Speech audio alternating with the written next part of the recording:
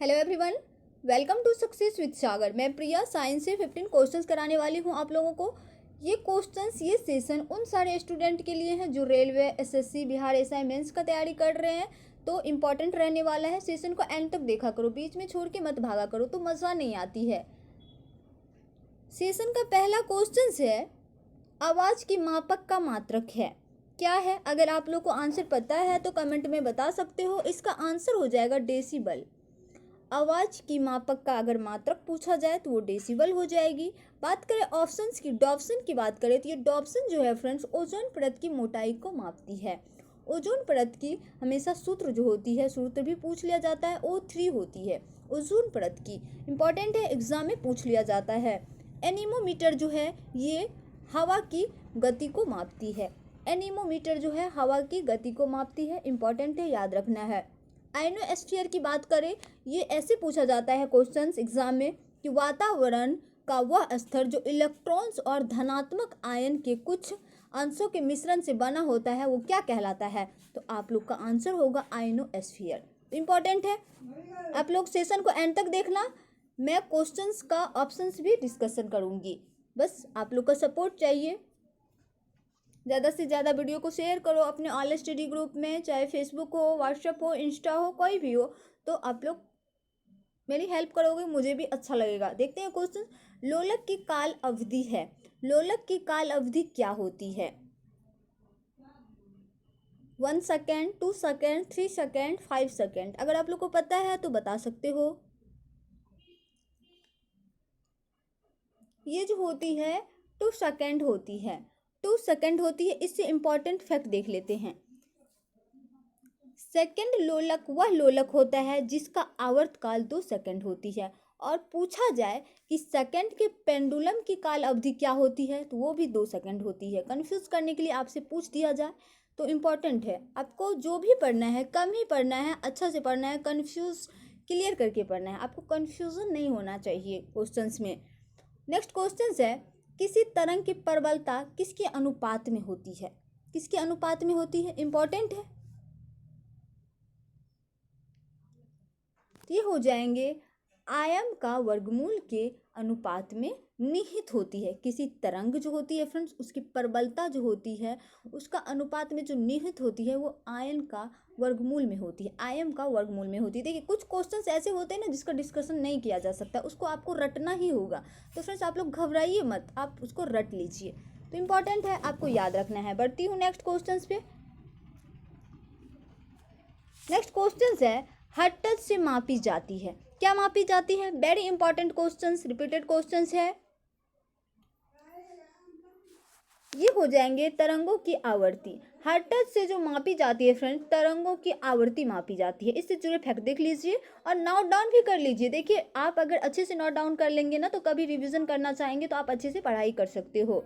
Important question है। और मैं बता दूं कि 1000 प्लस हिस्ट्री का क्वेश्चन करा रखा है। आप लोग नहीं देखा है तो एक बार जरूर देखिए, आपको बहुत अच्छा लगेगा और आपके एग्जाम के लिए अच्छा है।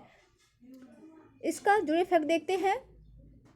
किसी तरंग द्वारा 1 सेकेंड में किए गए कंपनों की संख्या को तरंग की आवृत्ति कहते हैं। इसका मात्रक जो होती है कंपन प्रति सेकेंड होता है, जिसे हर्ट्ज भी कहते हैं। तो इंपॉर्टेंट है, आपको याद रखना है। नेक्स्ट क्वेश्चन पे चलते हैं। क्वेश्चन है, ध्वनि ऊर्जा को विद्युत ऊर्जा में परिवर्तन किया जाता है। वेरी इंपॉर्टेंट क्वेश्चन है। इससे 5-7 फैक्ट बनते हैं जो आपके एग्जाम में बार बार घुमा के वही पूछा जाता है। तो अगर आप बोलोगे, देखो मैं आप लोगों से कहना चाह रही हूँ, अगर किसी विषय या टॉपिक की ज़रूरत है तो आप मुझे कमेंट में बता सकते हो कि ये आप कराओ ये टॉपिक, तो मैं बिना हेजिटेशन का करा दूंगी। यार आप लोगों के लिए तो मैं अच्छा से अच्छा कंटेंट प्रोवाइड करवा रही हूँ, बस आपको पढ़ने का टाइम है। पढ़िए, अच्छा से पढ़िए, एग्ज़ाम फेस कीजिए। ये हो जाएंगे माइक्रोफोन द्वारा। देखिए ध्वनि ऊर्जा जो होती है विद्युत ऊर्जा में परिवर्तन जो करती है ध्वनि ऊर्जा को, वो माइक्रोफोन द्वारा परिवर्तन किया जाता है। अब देखते हैं इससे जुड़े फैक्ट, जैसे कि माइक्रोफोन विद्युत चुंबकीय प्रेरण के सिद्धांत पर आधारित है। ये भी क्वेश्चन इंपॉर्टेंट है। ऐसे पूछा जाएगा सिंपल वे में कि माइक्रोफोन किस सिद्धांत पर आधारित है? तो आपका आंसर होगा विद्युत चुंबकीय प्रेरण के सिद्धांत पर आधारित है। इसकी सहायता से ध्वनि को एक स्थान से दूसरे स्थान स्थानांतरित यानी कि प्रेषित किया जाता है, इसी के सहयोग से। तो इम्पोर्टेंट है। क्वेश्चन है, सूरज की किरणों किस प्रक्रिया द्वारा पृथ्वी पर पहुंचती है? यानी कि सूरज जो है उसकी किरण जो होती है हमारे पृथ्वी तक जो पहुंचती है वो किस क्रिया द्वारा पहुंचती है? इंपॉर्टेंट है। ये हो जाएंगे विकिरण।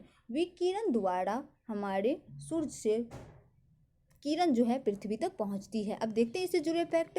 सूर्य की किरणें पृथ्वी पर विकिरण प्रक्रिया द्वारा पहुंचती है। विकिरण प्रक्रिया द्वारा ऊष्मा के स्थानांतरण के लिए माध्यम की आवश्यकता नहीं होती है। विकिरण जो होती है फ्रेंड्स, उसी प्रक्रिया द्वारा उसको ऊष्मा के जरूरत नहीं होती है। तो इम्पोर्टेंट है, आपको याद रखना है।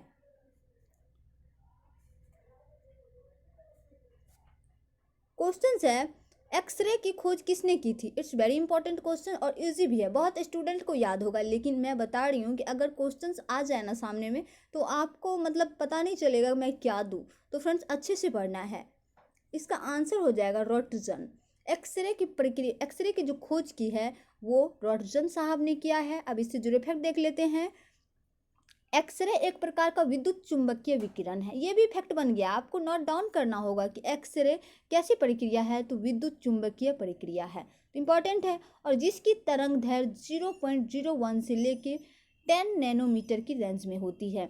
तो आपको याद रखना, एक क्वेश्चन यहाँ से बनेगा कि 1 नैनोमीटर कितना होता है बराबर, तो वो 10 नैनोमीटर हो जाती है। ऐसे रॉटजन विकिरण भी कहते हैं जो कि इसके अंशक विल्हेम कॉनरेड रॉटजन के नाम पर आधारित है। इसका फुल नेम जो है फ्रेंड्स अंशक विल्हेम कॉनरेड। तो इम्पोर्टेंट है, शॉर्ट में बोला जाता है, बहुत लंबा नाम है तो याद रखना है।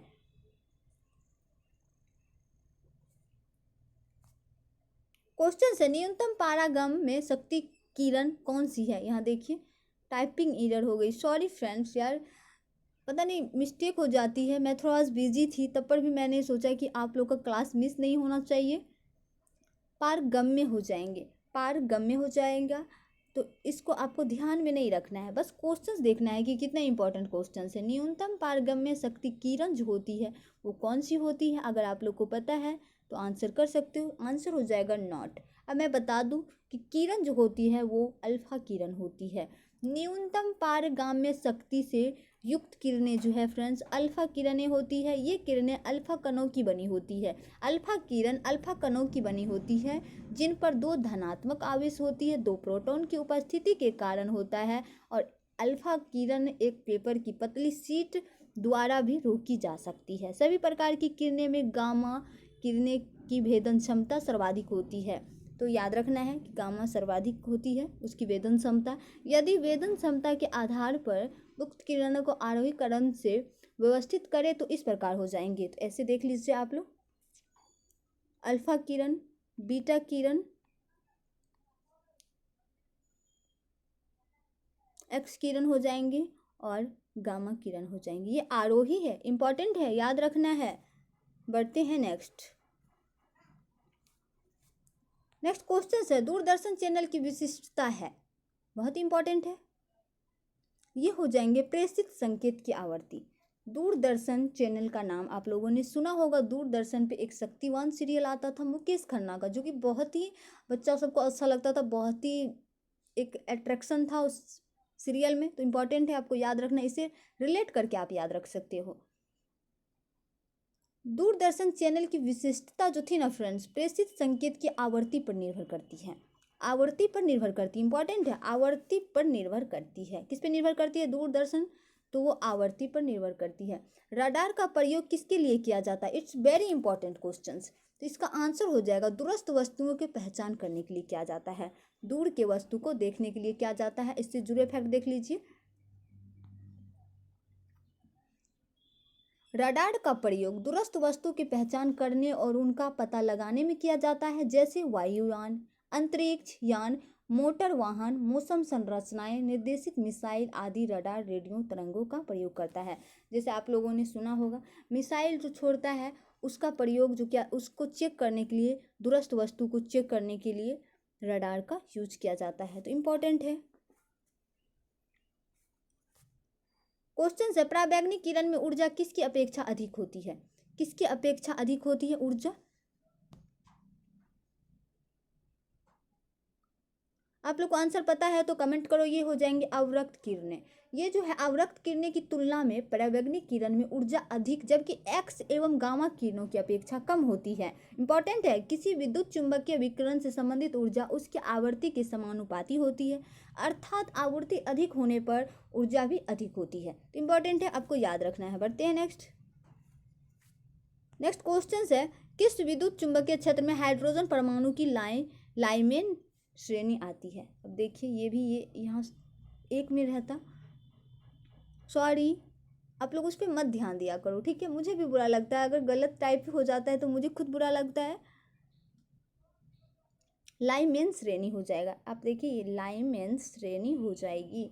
तो किस में आती है? अगर आप लोग को पता है तो बताओ। ये पराबैंगनी में आती है। किसी विद्युत चुंबकीय क्षेत्र में हाइड्रोजन परमाणु लाइमेन जो श्रेणी आती है वो पराबैंगनी किरण में आती है। तो इंपॉर्टेंट है, आपको याद रखना है। देखिए इजी क्वेश्चंस मैं नहीं करवाती हूँ क्योंकि इजी क्वेश्चंस आपके एग्जाम में नहीं आने वाला है। आपका टाइम बहुत इंपॉर्टेंट है, इसलिए मैं आपका टाइम बर्बाद नहीं करती हूँ। ऐसे अजीब गरीब क्वेश्चंस लाती हूँ जो आपके एग्जाम में आएंगे। हाँ, क्वेश्चंस पढ़ने में अच्छा नहीं लगेगा तो क्या करूँ मैं? आपका टाइम थोड़ी बर्बाद कर सकती हूँ, नहीं ना? तो आपको अच्छे से पढ़ना है। जल उपचार में पराबैंगनी किरण का प्रयोग किस रूप में किया जाता है?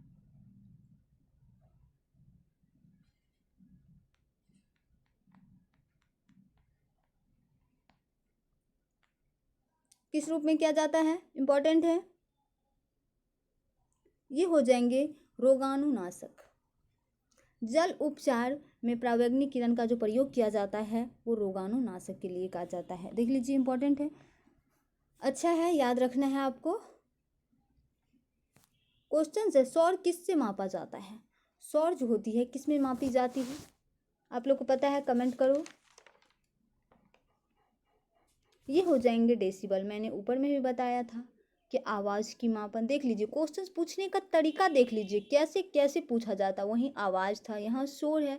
तो इम्पॉर्टेंट है, आवाज़ यानी कि शोर दोनों एक ही है जो डेसिबल से मापी जाती है। और फ्रेंड्स, रात के समय आवासीय क्षेत्र का शोर अनुमत स्तर पूछ लिया जाए ना तो वो हो जाएंगे 45 डेसिबल। 45 डेसिबल हो जाएंगे। केंद्रीय प्रदूषण नियंत्रण बोर्ड द्वारा निर्धारित मानकों के अनुसार आवासीय क्षेत्र में सुबह 6 से रात 10 बजे तक शोर की जो होती है डेसिबल वो 55 डेसिबल होती है, जबकि रात 10 बजे से सुबह 6 बजे तक शोर की जो डेसिबल होती है वो 45 डेसिबल होती है। तो आपको याद रखना है, इंपॉर्टेंट है। आज के सेशन का लास्ट क्वेश्चन है, भूकंप की तीव्रता मापने के लिए किस पैमाने का प्रयोग किया जाता है? It's very important questions, repeated questions है। रेलवे, एसएससी, कुछ भी कोई भी एग्जाम में पूछ लिया जाता है। देखिए ऐसा नहीं है, जो देखिए जो एसएससी का तैयारी कर रहा है ना वो आईएएस छोड़ के सभी एग्जाम क्रैक कर सकता है। उसका मैथ भी अच्छा होता है, रीजनिंग भी अच्छा होता है, और थोड़ा अगर अच्छा नहीं होता है तो जीके जीएस, लेकिन वो ट्राई करेगा तो अच्छे से वो कर सकता है। तो इम्पॉर्टेंट है, आपको याद रखना है। ये हो जाएंगे रिएक्टर पैमाने। भूकंप की तीव्रता जो मापी जाती है फ्रेंड्स वो रिएक्टर पैमाने से मापी जाती है, और इसके एक गणितीय पैमाने है, इसका पूरा नाम है रिएक्टर परिमाण परीक्षण पैमाने। तो इम्पॉर्टेंट है, तो याद रखना है। आज के सेशन में इतना है। और सेशन कैसा लगा? आज थोड़ा टाइपिंग एरर था तो फ्रेंड्स आज मैं थोड़ा बिजी थी, जल्दी जल्दी टाइप करने के चक्कर में थोड़ा गलत हो गया, तो आप लोग उसे इग्नोर करेंगे, ज़्यादा से ज़्यादा इस वीडियो को शेयर करेंगे। देखिए ये चैनल नया है, लेकिन आप अन्य यूट्यूब में देख लीजिए, मैं किसी का कंपैरिजन नहीं कर रही हूँ, मैं उससे या खुद बेटर करने की कोशिश कर रही हूँ कि मैं कोई वर्क कर रही हूँ तो उसमें अच्छा करूँ। तो फ्रेंड्स आपके लिए भी इम्पॉर्टेंट है, आपका एग्ज़ाम देखते हुए मैं क्वेश्चन सेट करती हूँ। तो आपका ड्यूटी बनता है कि मेरे वीडियो को शेयर करें, लाइक करें, कमेंट करें ज़्यादा से ज़्यादा, और चैनल पे नए हैं तो चैनल को सब्सक्राइब कर लीजिए, नोटिफिकेशन पाने के लिए बेल पर क्लिक कर दीजिए। आपको हर एक वीडियो का अपडेट मिलता रहेगा समय पे। और बता दूँ, मॉर्निंग 6 बजे करंट का वीडियो इस चैनल पर आते हैं जो सुबह सुमित सर लेके आते हैं, अच्छे एक्सप्लेनेशन सेलेक्टिव क्वेश्चन के साथ। और दोपहर 12 बजे साइंस का सेशन आती है जो मैं कराती हूँ। शाम 6 बजे निया मैम के साथ ज्योग्राफी का सेशन होता है। तो आप लोग सेशन को ज्वाइन करो तो मज़ा आएगा, अच्छा लगेगा, आप में डिक्रीज होना शुरू हो जाएगी। देखिए, बाय बाय।